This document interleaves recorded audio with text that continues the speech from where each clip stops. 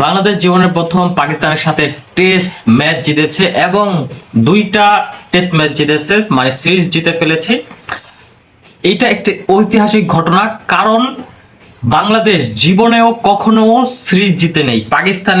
পাকিস্তানের মাঠে যেভাবে পাকিস্তানকে হারানো হয়েছে, এটি একটি হিস্টোরিক মুমেন্ট এবং বাংলাদেশের প্রতিটা প্লেয়ার নিখুঁতভাবে দলের জন্য অবদান রেখেছে।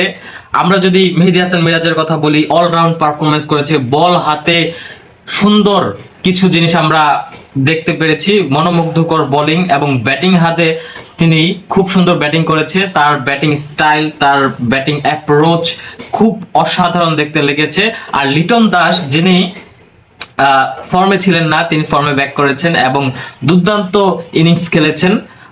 লিটন দাসকে তো বলা হয় যে পেন্টিং, যখন ব্যাটিং করে পেন্টিং লাইক মোনালিসা, এরকম কিছু বলা হয়।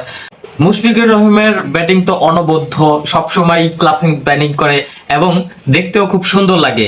আর কিভাবে টেনে নিয়ে গিয়েছে ম্যাচটা আপনারা সবাই দেখতে পেয়েছেন। কিন্তু সাকিব আল হাসান এখানে খুব সুন্দর একটা অবদান রেখেছে, বল হাতে অবদান তো নিশ্চয়ই প্রশংসনীয়।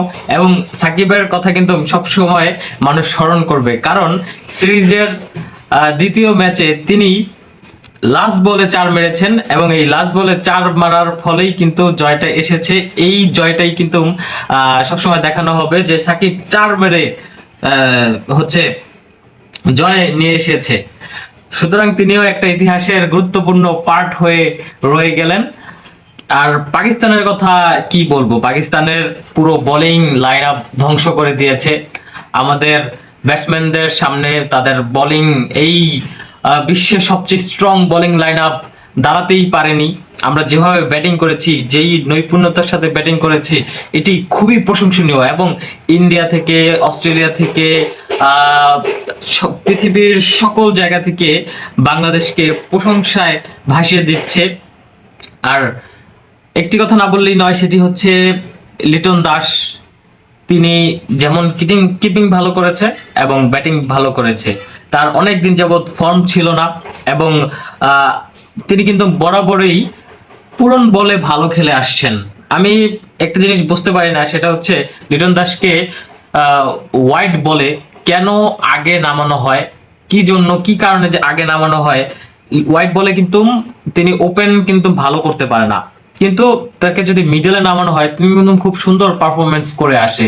আমরা যখন তিনি মিডলে খেলতেন, আমরা মাঝে সাঝেই দেখতাম তিনি একটা 50 করেছে, 60-70 করেছে, কিন্তু ওপেনিং এ তো তিনি 20-এর গন্ডি পার হতে পারছে না। সো কিছু কিছু টেকনিক্যাল দিক আছে যেগুলো ঠিক করতে হবে এবং অবশ্যই নতুন বাংলাদেশে এগুলো ঠিক হচ্ছে।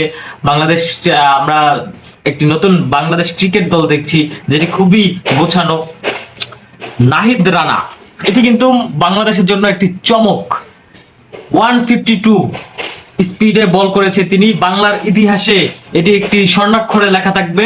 সর্বপ্রথম এত স্পিডের গতিতে তিনি উঠিয়েছেন, তাকে সেলুট। তিনি আরো ভবিষ্যতে যাতে ভালো বল করতে পারে।